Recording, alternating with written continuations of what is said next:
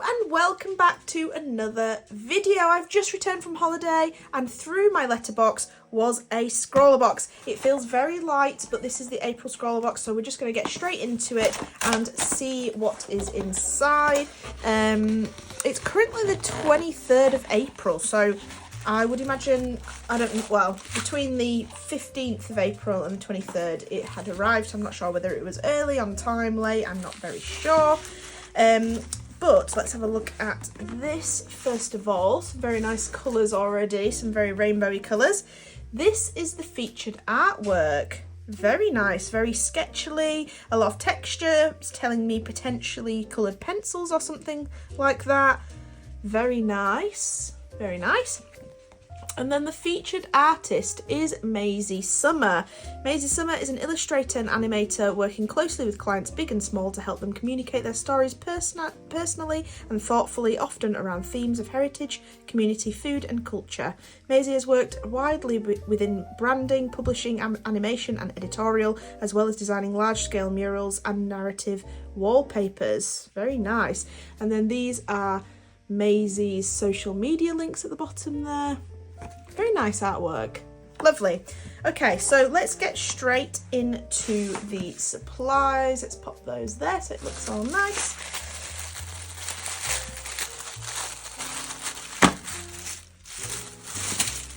Ooh, okay. Interesting. So we have the Scrawler sticker, which is just a little bit of the Scrawler Zine artwork. Very nice. I like that they mix that up sometimes. Our sweet for this box is a Chupa Chups cola sticks. So I would imagine this is not sour, so I think we'll just put a sweet rating up for these here. Then onto the supplies. So we have a zinc white Daler-Rowney aquafine gouache. So this is an opaque watercolour in white. I'm not going to open it, but interesting that we have white. I'd be interested to see what the Scrawler tips say on that. We then have a Pro Art Polar white nylon size 2 round brush. So a very nice fine brush, and Pro Art, I really enjoy the Pro Art paintbrushes we've been getting in these boxes, so that'll be nice to use. Nice different size. Then we have these Derwent fine art pencils. I thought they'd be watercolour pencils with the use of the aquafine gouache, but they're not. Oh no, they are. They're Inktense. That's weird that it doesn't say that on there. That's strange. Anyway, these are Inktense. So we've had the Inktense blocks before. They're one of my favourites. I actually have a couple of bigger sets now of the Inktense blocks since receiving them in a ScrawlrBox many months ago. And they are some beautiful colours. They're so vibrant, they're beautiful blocks, and this is the pencil version. I have been eyeing these up, but since I have the blocks I never thought I would get the pencils, so very interesting to see how they differ from the blocks and how intense the colour is, and just to see how they deal on the paper. It'd be very interesting and very nice to see. But we have Baked Earth, we have Lime Green, Iron Blue, Orange Sorbet, Oil Vine, what a strange colour, and Pink Flamingo. So some very interesting colours there. And like I say, interesting to see how they compare to the Inktense blocks. And then last but not least, we have an A5 watercolour paper, 200 GSM hot press, so nice and smooth. And we have 10 sheets of that. So very interesting. I'm excited to use these. So yes, they are water soluble pencils to go with the aquafine white gouache there. And let's have a flick through of the zine. So there is your page just telling us a little bit more about these. So here you go, this is watercolour but inks. Once dried, these watercolours won't reactivate, making them ideal for layering and building intensities. So that's why I really like the Inktense blocks. They're perfect for travelling. I take them a lot travelling because once you get that down, you're never going to be able to reactivate it with water, which is perfect for not ruining artworks whilst you're on the go. Then we have a little bit more about the Scrawler artist. Interesting. Their style seems to change a hell of a lot. I find that really interesting. I like that. So so I'll read about them a bit later on. Then we have some Scrawler tips there, and then some further Scrawler tips, and as always I will be reading through the key ones and summarising whilst we do some swatching of the supplies as usual. Then we have some artist advice. Then the Scrawler Gallery, which is featuring artworks from 2 boxes prior to this. So this was when we received the Viva colour sheets, the metallic ones, and the Scrawler Challenge was Fire and Ice. There's some beautiful looking ones in here, really beautiful. Someone's done like a bit of a take on Calcifer from the Ghibli films. We have a real mix of takes on that challenge there.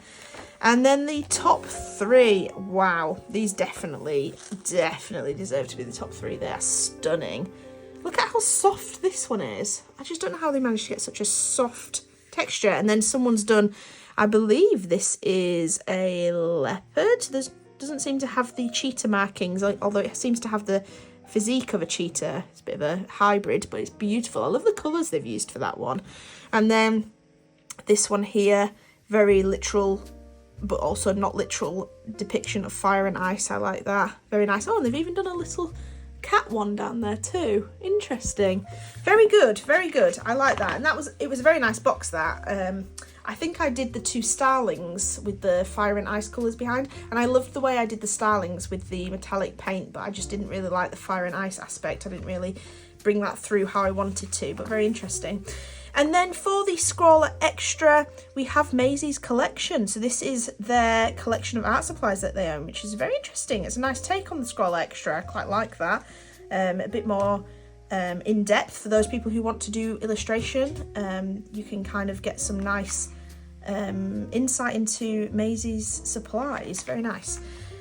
And then more Scrawler Extra is gathering your thoughts, nurture creativity, mental health, personal growth. That's very nice. I'm excited to read all that, actually. It looks like there's some kind of journaling, art journaling here being shown. And then the Scrawler Challenge is Hodgepodge. What an interesting challenge. I feel like that could go so many different ways. Oh, I like that. I like the more broad ones. I feel like we can really get our teeth into something a little bit different, and I especially am excited to try out these Inktense pencils and see how they differ, like I say, from the Inktense blocks. And we've got a really strange array of colours, almost a bit neon-y, so I'm interested to see how they come out on the paper. And to add this Pro Art paintbrush to my selection, it will be very interesting. But let's get to swatching. I'll read the Scrawler tips, and then we will see what we can produce with the challenge Hodgepodge.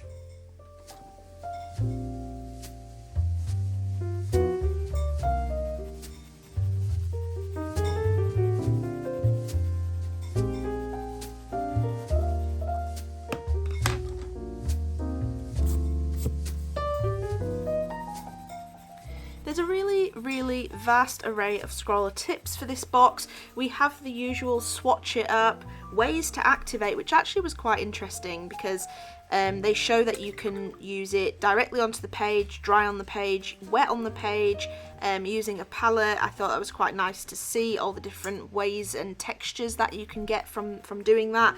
Adding the gouache to make the paint lighter, or mixing it with the colours, or watering it down.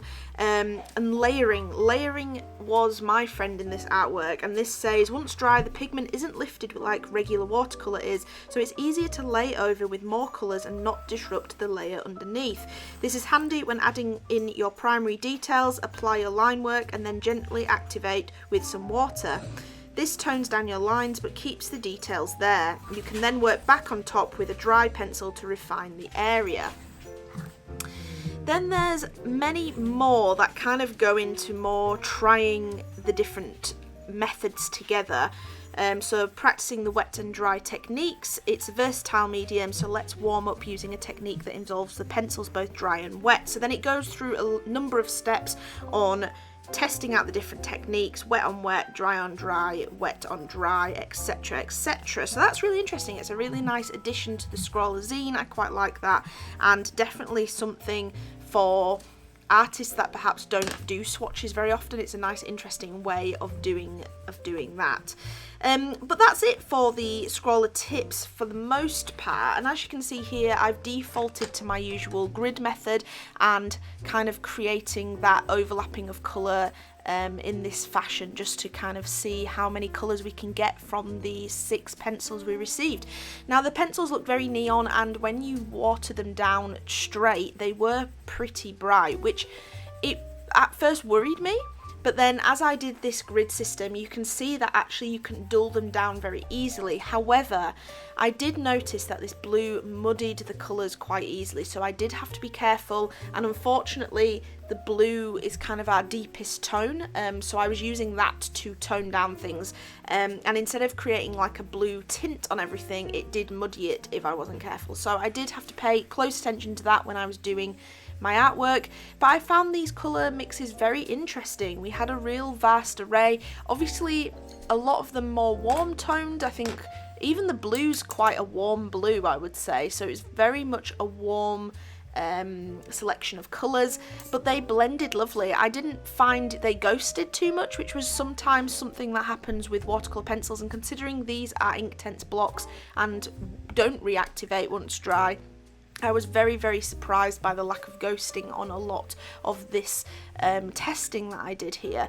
And as you can see here, it's very autumnal colours. I would have loved this in autumn. I think it would have been a very nice subject to do for this colour range here. But I was looking at them and I was trying to come up with something for Hodge Podge, and for some reason I was really drawn to kind of like, do you know cluttered shelves? You see illustrations of witches and wizards and their vast cupboards and shelves filled with potion bottles and books and scrolls and all that sort of thing, and that's kind of what these colours were giving me.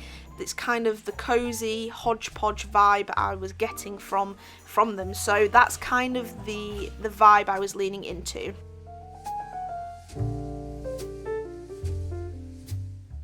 So I went straight onto Pinterest and decided to have a look at different shelves, and instead of going down that more oldie mystical world of wizardry and witchcraft, I decided to put a bit more of a modern twist on it and incorporate things like, well, modern to an extent, incorporate things like a record player, some fairy lights, you know, a perfume bottle and a wicker basket on top of a shelf with mixture of things inside. So that's kind of the vibes I was going for and what I really wanted to add to these shelves. And I was really trying not to be kind of led down the garden path with references. I wanted to come up with this all from my own imagination, which is something that I find very challenging usually, so I definitely wanted to push myself to do that. And instead of doing something like a dragon or coming up with a character, this was the best way for me to do this, let's say, more safely in my head, because I do struggle with it quite a lot. So I just drew out my shelving frame and just started filling it with things that I thought would be on a shelf. As you can see, there's pot plants, there's a towel hanging out of a basket, there's picture frames, there's little perfume bottles or reed diffusers, let's say, and plenty of books, and that's kind of what I lent into and sketched out the most of. I then lightened up my pencil with my kneadable eraser from a previous box, and then got to work adding the colour. Now the best way I found using these, because I've used watercolour pencils in the past and I always found they muddied really easily, and I thought since these don't reactivate with water, I thought let's work really methodically and do it piece by piece, section by section, and allow the bits to dry before moving on to the next part. And that was definitely a massive bonus and a massive selling point on these pencils over watercolour pencils, and I highly recommend using them. I'm very, very pleased. And in terms of the comparison between the Inktense blocks, I know I mentioned that a lot in the intro, I really enjoyed the precise nature of having a pencil version of them. I definitely think I will continue to carry my Inktense blocks, and I love them and I will always use them, but having the pencil version just to add that finer detail is a massive bonus, and I will be potentially investing in some or asking for some for my birthday or Christmas, because I think they will be a handy supply to have in my stash. I don't think there's much more to say really. I just added lots of detail. I took my time. I allowed myself a lot more time to do this ScrawlrBox, and I definitely think it can show in my finished piece. It definitely looks more polished. It looks more thought through. It looks like I've taken a lot longer on it, which is something that I struggle with. So I'm glad I've managed to do that at least. And yeah, I hope you've enjoyed it, and I hope you've enjoyed the unboxing and seeing my art, and I'm going to leave you with the rest of this art. And if you did enjoy, please hit that thumbs up, please drop me a comment, it helps massively when you do that. Please let me know how you thought the box went for yourselves if you received one, or what you may have done for the Scrawler Challenge Hodgepodge, and I will see you in the next video. Goodbye.